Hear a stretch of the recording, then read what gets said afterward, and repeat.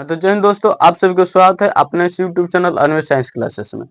आज हम आपको जो क्वेश्चन बताएंगे ये क्वेश्चन बिहार बोर्ड के द्वारा जारी किया गया है, यानी कि बिहार बोर्ड द्वारा ये ऑफिशियल पेपर है। वैसा ही क्वेश्चन आपके बोर्ड में पूछेगा, यानी कि बिहार बोर्ड द्वारा ये जारी किया गया है कि इसी टाइप का क्वेश्चन आपके एग्जाम में रहेगा।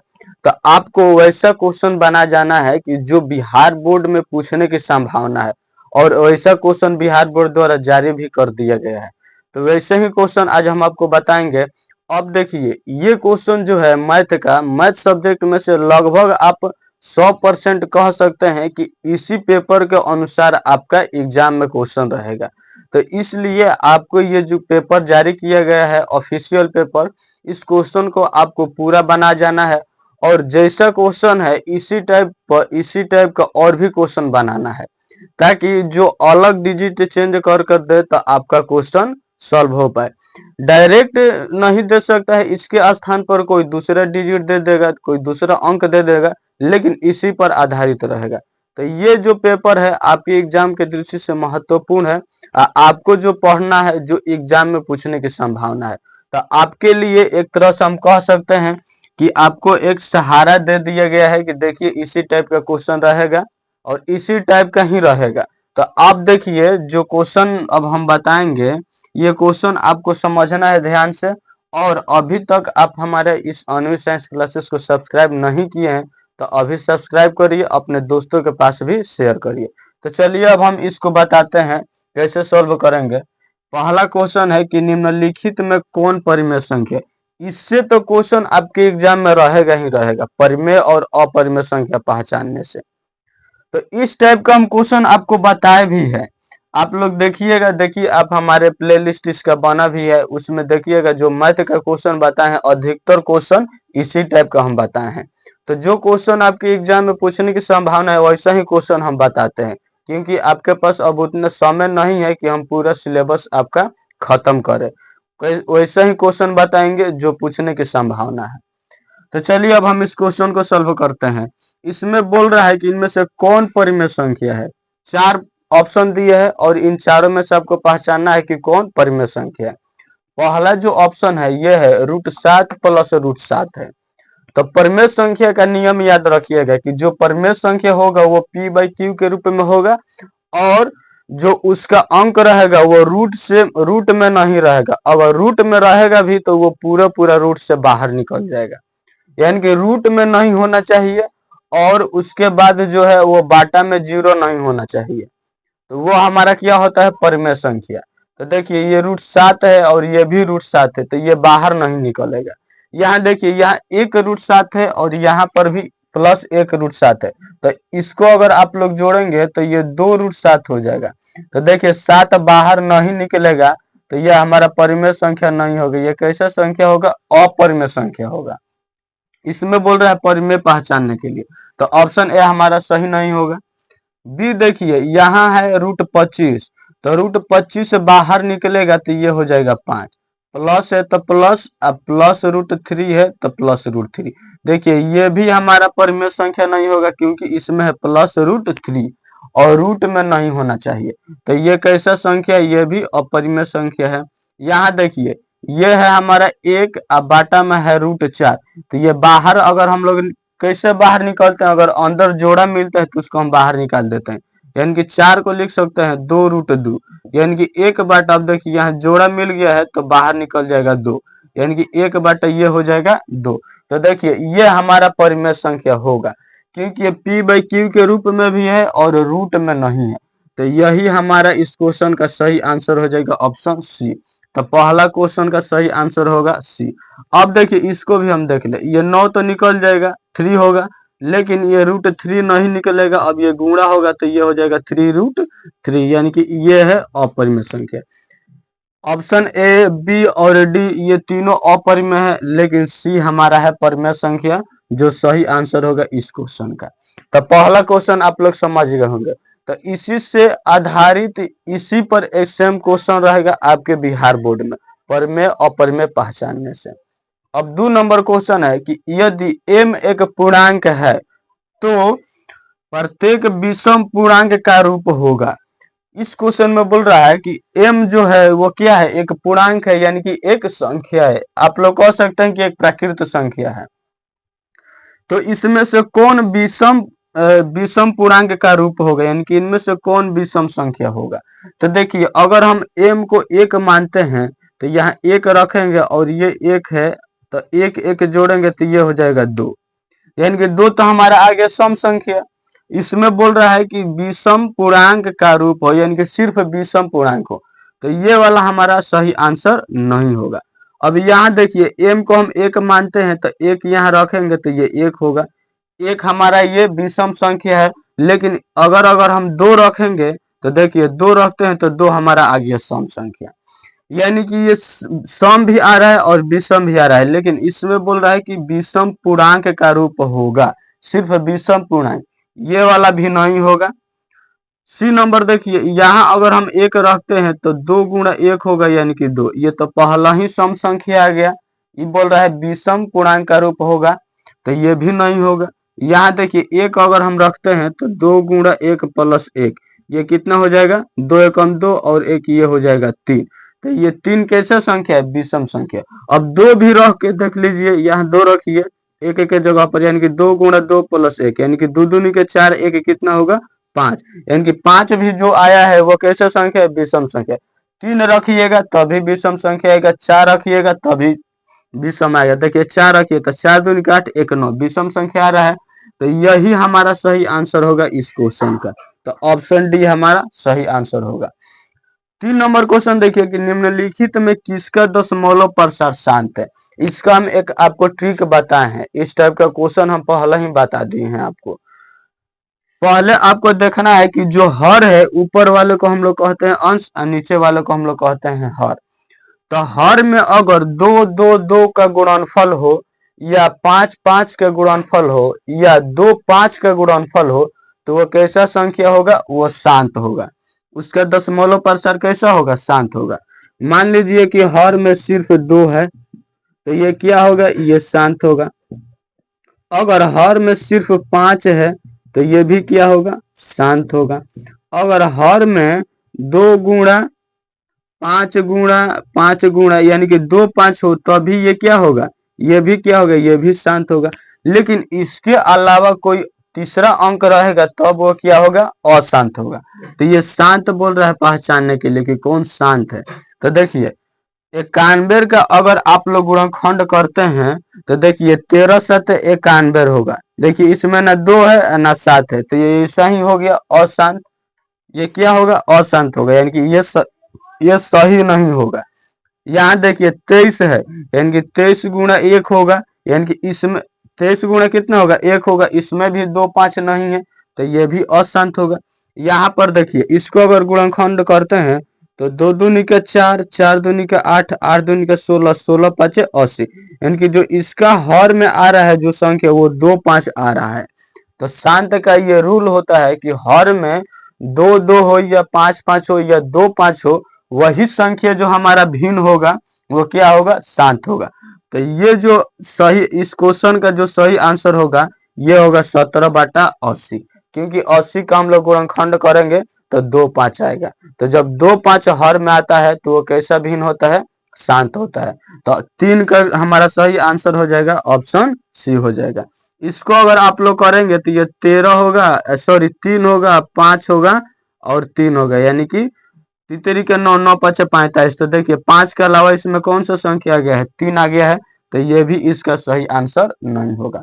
अगला क्वेश्चन है कि देखिए 0.87 पर एक रिंग है, तो बोल रहा है कि इसका मान इनमें से कौन होगा।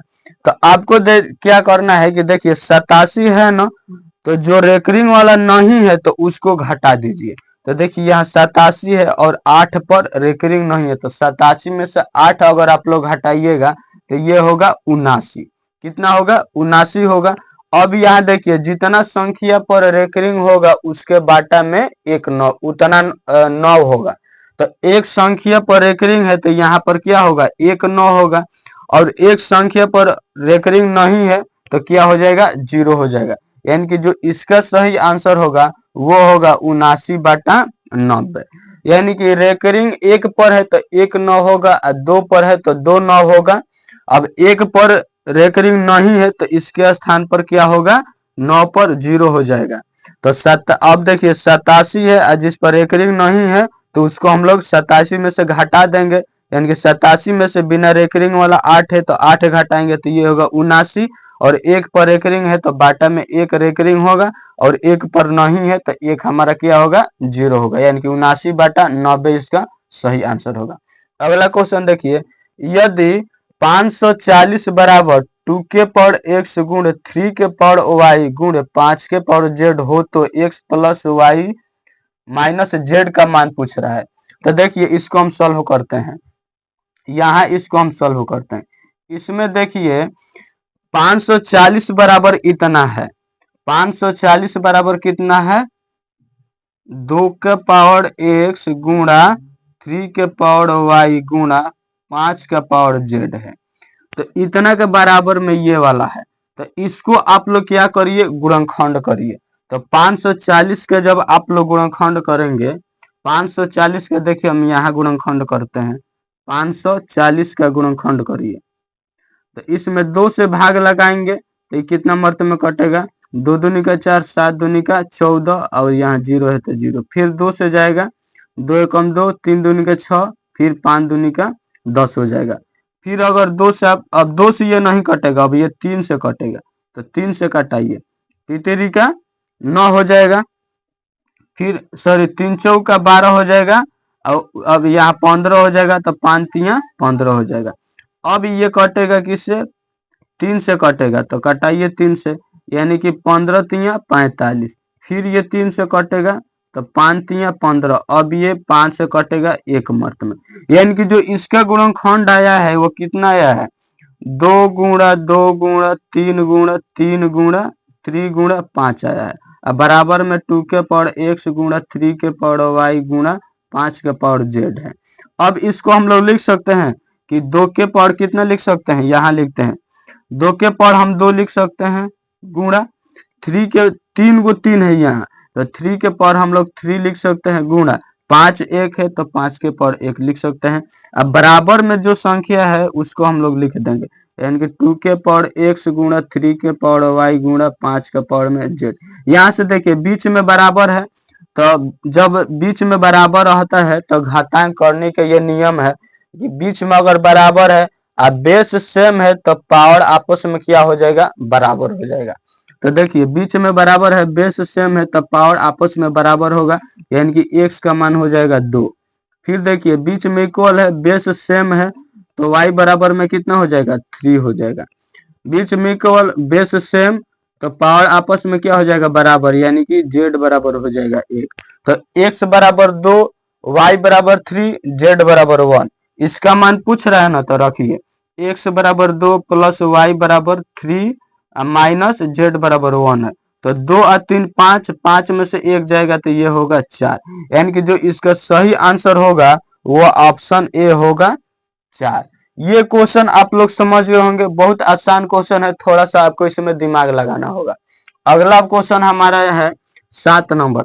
देखिए 6 नंबर क्वेश्चन परमेय अपरमेय पहचानने को दिया है तो आप लोग उसका आंसर बता पाएंगे, इसलिए उसको हम हटा दिए हैं, 7 नंबर बता रहे हैं।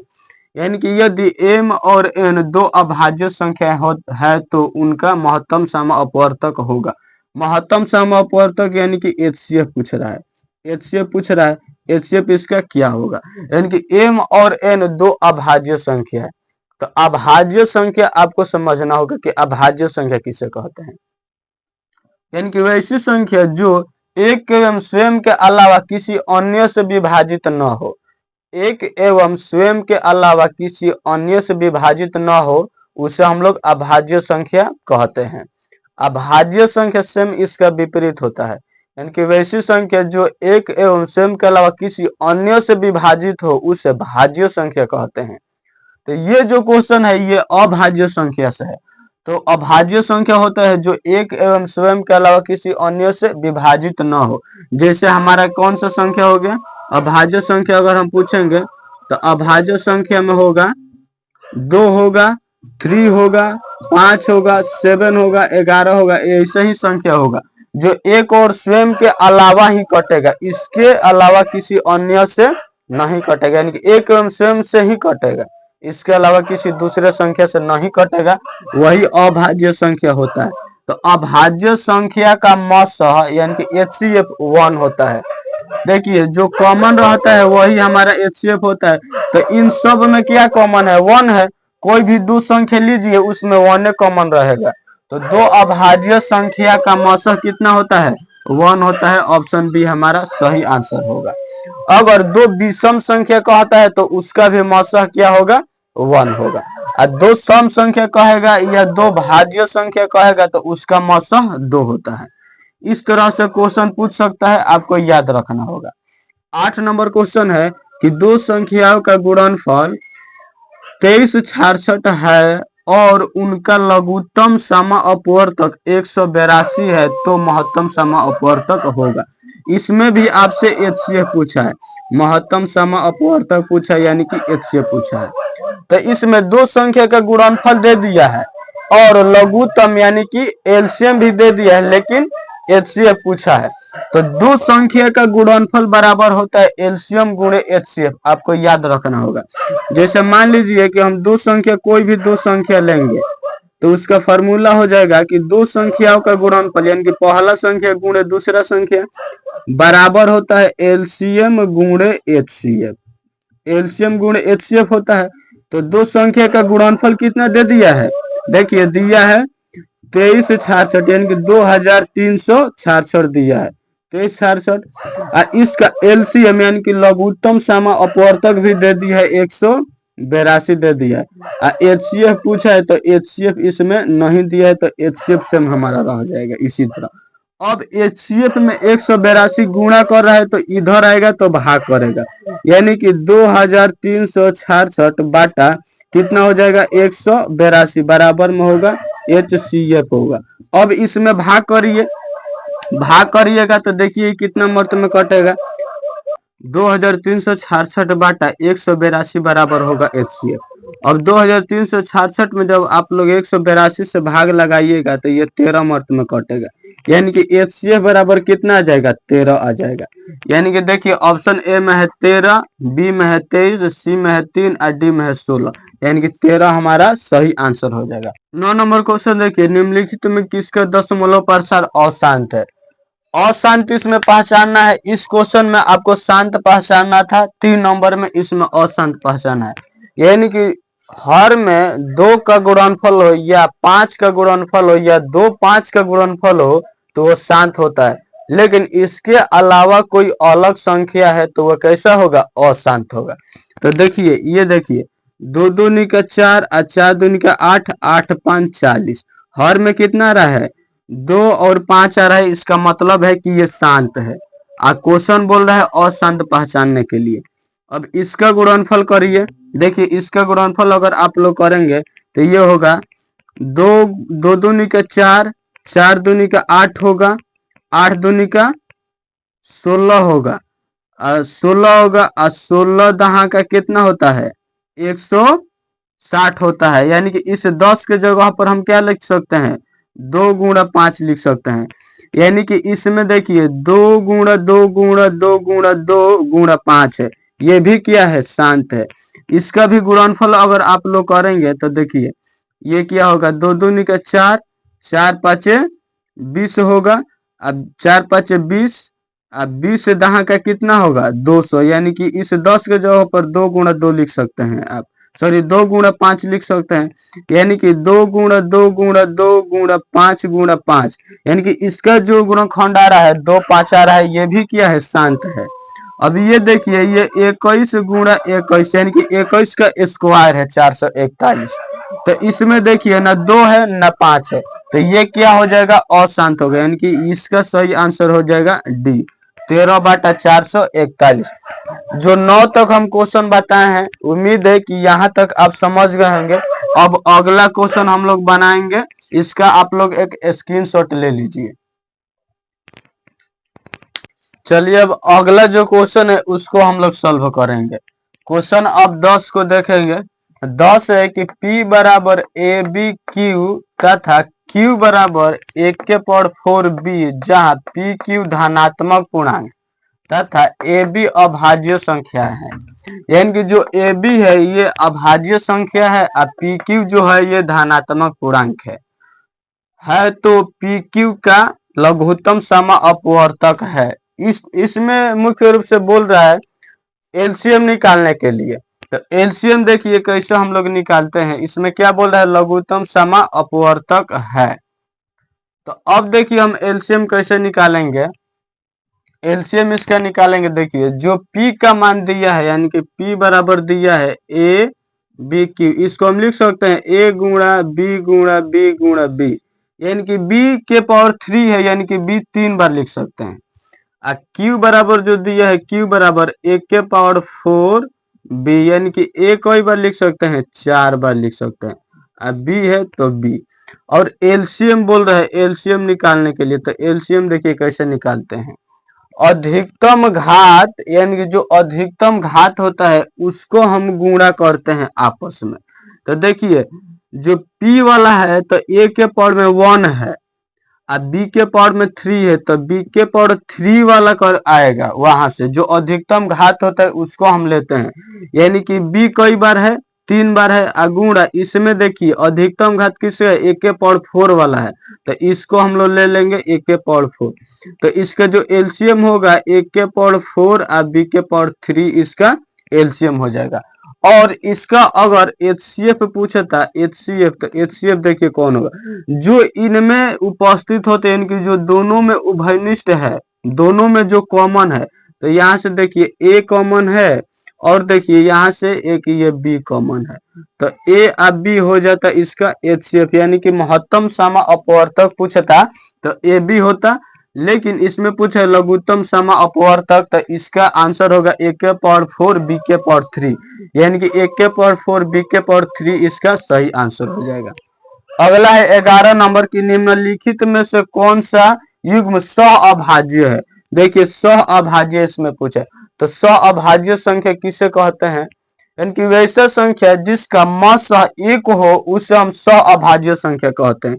सहअभाज्य संख्या किसे कहते हैं, जिसका मसह कितना होता है, HCF कितना होता है, 1 होता है, उसे हम सहअभाज्य संख्या कहते हैं। तो इन संख्याओं का कुछ युग्म है और इनमें से कौन सहअभाज्य है आपको पहचानना है।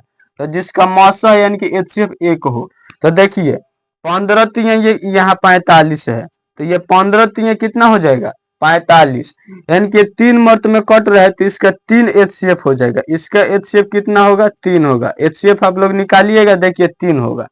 ये देखिए इसका HCF ये कट नहीं रहा है, यानी कि अगर इसका हम HCF निकालेंगे तो देखिए कितना होता है, 1 होगा।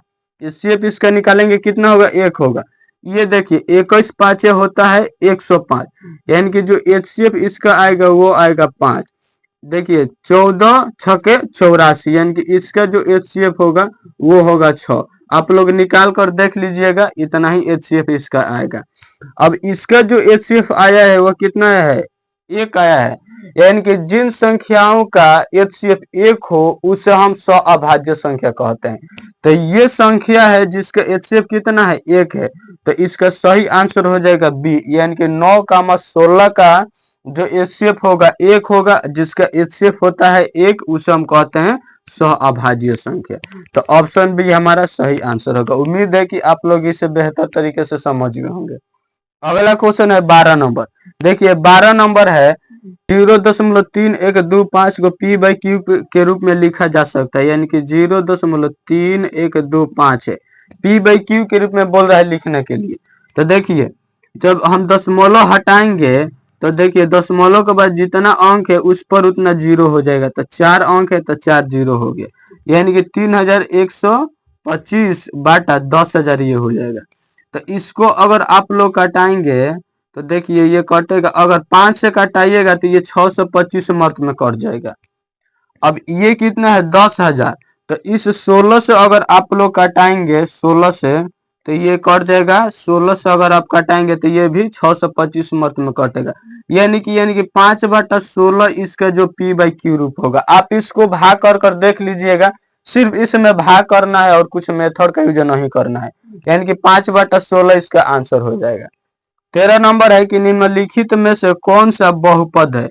इसमें बहुपद पहचानने के लिए बोल रहा है, यानी कि बहुपद का नियम होगा कि जो x के घात में होगा वो पूर्ण संख्या होगा।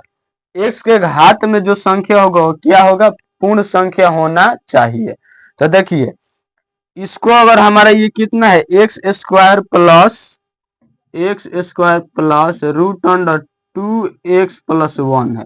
तो यहाँ से देखिए ये वाला एक्स स्क्वायर ठीक है, प्लस है तो प्लस। अब देखिए यहाँ 2x का पावर में कितना हो जाएगा, 1/2, यानी कि रूट का मतलब होता है 1/2। तो देखिए x का पावर में पूर्ण संख्या नहीं आ रहा है, 1/2 आ रहा है, तो ये बहुपद नहीं होगा। बहुपद का नियम होता है कि x जो रहेगा उसके घात में जो भी संख्या है वो पूर्ण संख्या होनी चाहिए। तो इसके पावर में तो पूर्ण संख्या नहीं हो रहा है। अभी देखिए x प्लस 6/x है, तो इसको हम लोग लिख सकते हैं x प्लस 1/x गुणा 6 लिख सकते हैं। तो देखिए अब ये x प्लस, अब ये x है ऊपर जाएगा तो x के पावर में -1 हो जाएगा। ये घातांक करने का नियम है कि मान लीजिए कि a/1 है तो ये प्लस करेंगे तो 1 के पावर में +1 हो जाएगा ये, यानी कि या एक के पावर में कितना है, 1 है, तो ये माइनस करेंगे तो 1/a हो जाएगा। ये कितना हो जाएगा, 1/a हो जाएगा, कितना 1/-1 हो जाएगा। तो ये नियम होता है, x को अगर हम लोग बाटा हटाएंगे तो x के पावर में -1 हो जाएगा गुणा 6 होगा। तो x का पूर्ण संख्या नहीं आ रहा है। इसमें देखिए सी में, यानी कि ये भी नहीं होगा।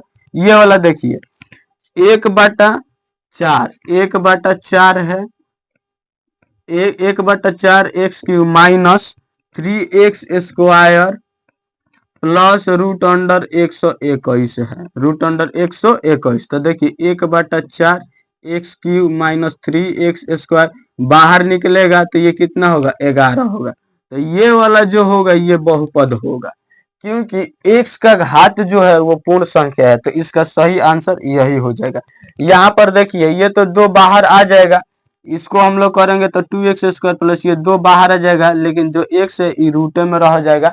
तो ये अगर रूट हम हटाएंगे तो ये कितना हो जाएगा, 2x² प्लस 2x के पावर में 1/2 हो जाएगा। तो इसका घात पूर्ण संख्या नहीं आ रहा है, इसका मतलब कि ये बहुपद नहीं है। ये जो हमारा सी सही आंसर होगा इस क्वेश्चन का, ये वाला क्या है, बहुपद है। तो बहुपद आप लोग पहचानने को देगा तो आप लोग पहचान पाएंगे। देखिए 14 नंबर क्वेश्चन है कि बहुपद है x+3 का whole square into x³ minus 8 का घात पूछा है। तो आप लोग एक फार्मूला जानते हैं, a प्लस b का होल स्क्वायर होता है a² plus b² plus 2ab होता है। इसी फार्मूला का आपको यहाँ यूज करना है। इसको a मान लीजिए, इसको b मान लीजिए, और होल स्क्वायर है तो a² यानी कि x का स्क्वायर, तो x² प्लस b² यानी कि 3 का स्क्वायर कितना होता है, 9, प्लस 2ab यानी कि 2ab, a की जगह x है, b की जगह 3 है, इंटू में कितना है, इंटू में हमारा ये कितना है, ये भी इंटू में है, और ये कितना है, x³ माइनस 8 है। अब देखिए इसके बाद जो होगा ये वाला कितना है, x² प्लस 9, 3 दूनी का 6 x हो जाएगा, प्लस 6x, ये भी इंटू में और इंटू में x³ माइनस 8 है। अब गुणा करेगा, ये सब इसमें करेगा गुणा, तो ये वाला इसमें करेगा तो देखिए कितना होगा, x बेस सेम है तो पावर क्या होता है, जुटता है। तो x के पावर में कितना हो जाएगा, 5 हो जाएगा। फिर अभी ये वाला इसमें गुणा किया तो इतना आ गया, अब ये वाला इसमें गुणा करेगा, तो जब x² माइनस 8 में गुणा करेगा तो -8x² होगा। अब 9 इसमें गुणा करेगा तो ये होगा प्लस 9x³। अब 9 इसमें करेगा तो माइनस 9 8 कितना होता है, 72। अब 6x इसमें करेगा तो प्लस हो जाएगा 6x के पावर 4। अब ये इसमें करेगा तो माइनस हो जाएगा 8 6 48x। तो अधिकतम घात कितना है, 5 है। तो इसका जो आंसर हो जाएगा वो कितना हो जाएगा, 5 हो जाएगा। घात पूछा है तो जो अधिकतम घात होता है वही आंसर होता है।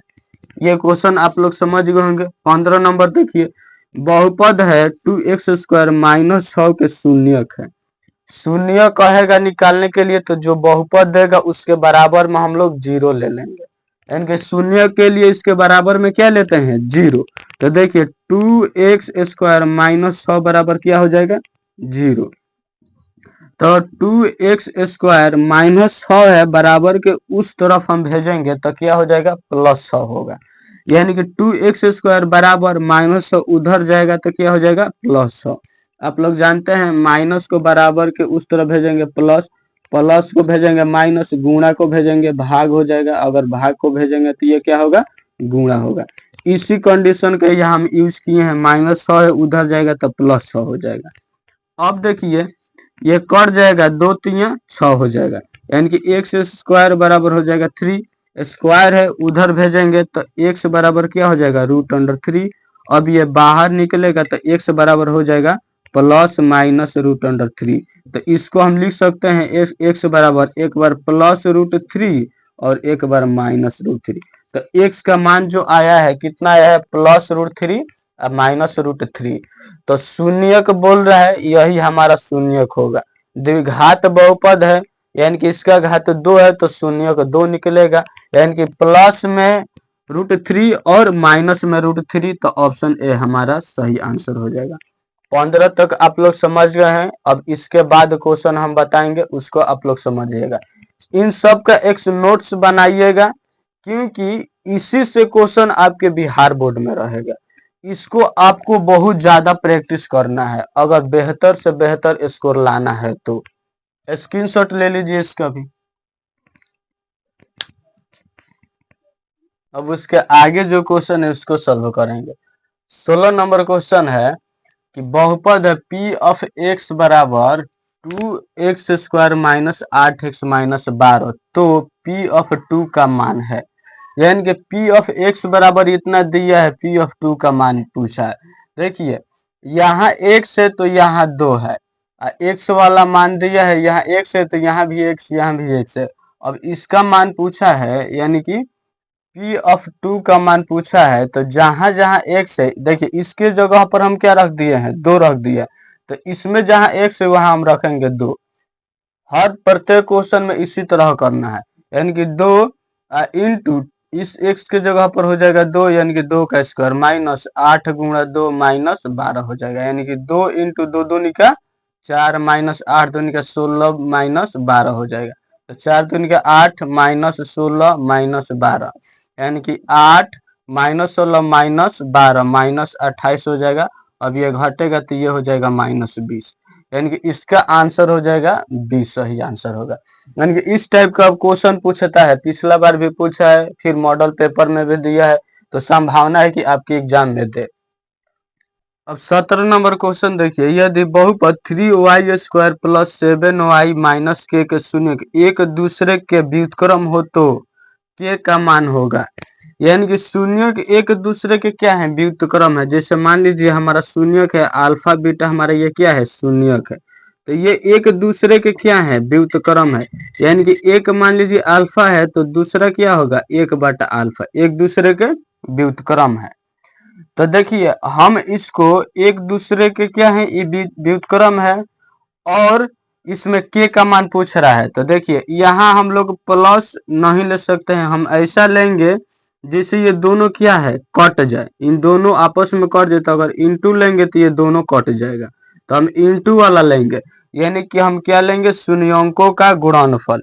यानी कि शून्यंकों का गुणनफल बराबर क्या होता है, सूत्र शून्यंकों का गुणनफल बराबर होता है अल्फा, शून्यंकों का गुणनफल को कहते हैं अल्फा इंटू बीटा, इतना बराबर होता है c/a, फॉर्मूला होता है। तो शून्यंकों का गुणनफल बराबर क्या होता है, c/a।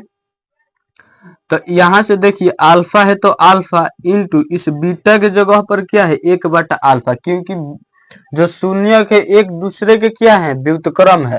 तो यहाँ हो जाएगा 1/α बराबर। अब देखिए ये जो है ये a का मान है, 3 a का मान है, जो ये 7 है y का गुणांक, ये b का मान है, और जो अक्षर पद है ये क्या है, c है। यानी कि x² के गुणांक में a का मान, और जो x के गुणांक में रहता है b का मान, और जो c रहता है वो हमारा क्या होता है, अचर पद रहता है। यानी कि यहाँ वाई स्क्वायर का गुणांक में जो है a का मान, y के गुणांक में b का मान, अचर पद हमारा c है। तो c का मान माइनस के हो जाएगा बाटा a का मान कितना है 3 है।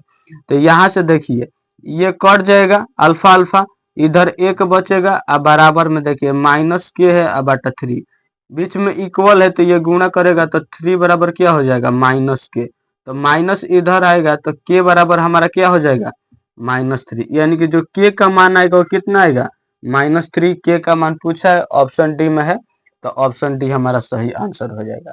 इसमें बोल रहा है कि जो शून्यक है एक दूसरे के क्या है व्युत्क्रम है, तो एक शून्यक अल्फा है तो दूसरा क्या होगा इसका व्युत्क्रम 1/अल्फा होगा।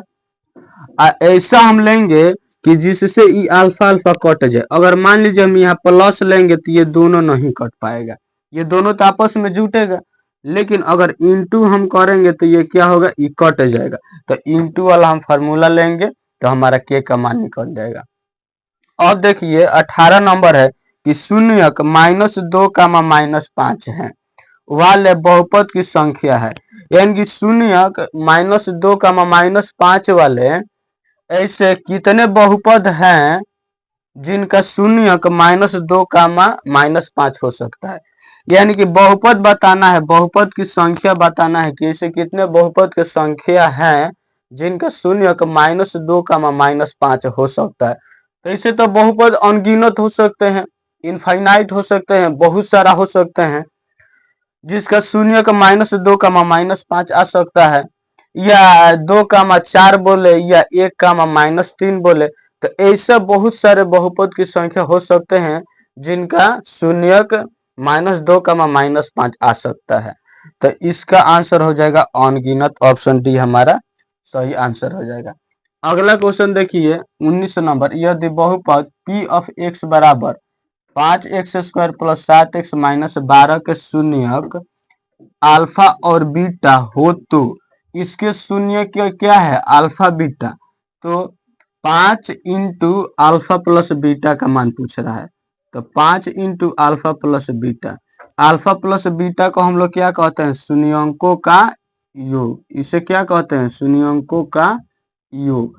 तो शून्यंकों का योग बराबर सूत्र होता है, शून्यंकों का योग बराबर -b/a, इसका फॉर्मूला होता है। देखिए हम यहाँ लिख देते हैं शून्यंकों का योग बराबर, शून्यंकों का योग अगर आपसे पूछता है जिसे हम लोग कहते हैं अल्फा प्लस बीटा, इतना बराबर होता है -b/a। अगर शून्यंकों का गुणनफल अगर पूछता है, शून्यंकों का गुणनफल, तो इतना बराबर होता है c/a, यानी कि शून्यंकों का गुणनफल, इसे हम लोग कहते हैं अल्फा इंटू बीटा, इसका होता है c/a। देखिए इसी का यहाँ यूज किए हैं हम। तो ये दोनों फॉर्मूला आपको याद रखना होगा बहुपद में। तो शून्यंकों का योग बराबर होता है -b/a। अब जो अल्फा प्लस बीटा है इसी को कहते हैं शून्यंकों का योग, और इसी का मान पूछा है। तो देखिए 5 इंटू अल्फा प्लस बीटा के जगह हम -b/a रख सकते हैं, इसका फॉर्मूला होता है -b/a। अब यहाँ से देखिए -b का मान a का मान कौन होगा, x² का गुणांक वाला a होता है, x का गुणांक वाला b होता है, जो अचर पद रहता है वो क्या होता है, c होता है। तो 5 है तो 5, माइनस है तो माइनस, b का मान देखिए कितना है +7 है, तो यहाँ 7 हो जाएगा, माइनस पहले से तो माइनस, अब b का मान 7, a का मान देखिए 5 है तो 5 हो गया, इंटू में है तो 5 5 कटेगा तो -7 होगा। यानी कि जो आंसर होगा इस क्वेश्चन का वो कितना होगा, -7। तो यहाँ ऑप्शन हम लिखना भूल गए हैं, इसका आंसर कितना हो जाएगा, इस क्वेश्चन का आंसर हम ये लिख देते हैं, आंसर होगा -7। देख लीजिएगा ऑप्शन नहीं लिख पाए हैं। अब 20 नंबर देखिए, यदि अल्फा बीटा गामा त्रिघात बहुपद ax³ + bx² + cx + d के शून्यक हो तो alpha into beta into gamma का मान होगा। एक तरह से इस सूत्र पूछ दिया है, किसका सूत्र पूछ दिया है, alpha into beta into gamma का। तो इसका सूत्र देखिए कितना होता है, -d/a, ये सूत्र होता है। ये त्रिघात बहुपद वाला है। Alpha into beta into gamma बराबर होता है -d/a। अगर यही alpha plus beta plus gamma पूछता तो इसका होता है -b/a। अगर इसी का अगर पूछता alpha into beta plus beta into gamma plus gamma into alpha, तो इसका फॉर्मूला होता है c/a। इसका होता है c/a। तो ये फॉर्मूला आपको याद रखना होगा, ये डायरेक्ट एग्जाम में पूछ देता है, तो आपको याद रहेगा तभी आप इसका आंसर बता पाएंगे। आज जो भी हम क्वेश्चन डिस्कशन कराए हैं, अगर आप लोगों का ये क्वेश्चन बढ़िया से समझ में आ गया होगा तो आप कमेंट में जरूर बताइएगा। इस तरह से क्वेश्चन, इस प्रकार का क्वेश्चन आपके एग्जाम में पूछता है और ये क्वेश्चन महत्वपूर्ण है। तो ऐसा क्वेश्चन आप चाहते हैं कि ऐसा क्वेश्चन हम बताएं तो आप हमारे इस चैनल को सब्सक्राइब करिए और कमेंट भी करिए, क्योंकि आपका एक कमेंट हमें बहुत ज़्यादा मोटिवेट करता है वीडियो बनाने के लिए। तो आप कमेंट जरूर करिए और कमेंट में बताइए कि कैसा लगा। आज के लिए इतना ही रहने देते हैं।